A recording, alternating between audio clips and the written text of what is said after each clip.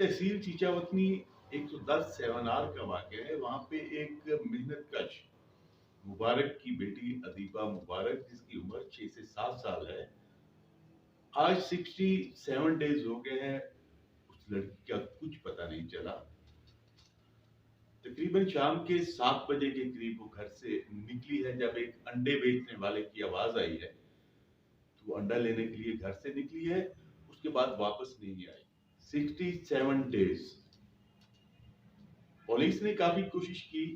यहाँ के साहिवाल के डीपीओ सादिक बलोच वहां पे गए, इन्वेस्टिगेशन के लिए टीमें बनाई, लेकिन उनको कामयाबी नहीं मिल सकी। और उनके यहाँ इज़हार यकजहती के लिए, उनके गम को बांटने के लिए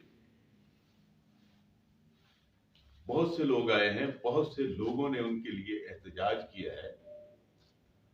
तो अब वक्त आ गया है कि कोई भरपूर इक़दाम उठाया जाए, कोई सीरियस किस्म का नोटिस लिया जाए, वज़ीरे आला कुछ बोलें, वज़ीरे आज़म कोई नोटिस लें, मुल्ज़मान की गिरफ्तारी का कोई टाइम पीरियड दें। आज भी यहाँ साहिवाल में एहतजाज हुआ है, एक पार्टी ने एहतजाज किया है इस बच्ची की बाजियाबी के लिए।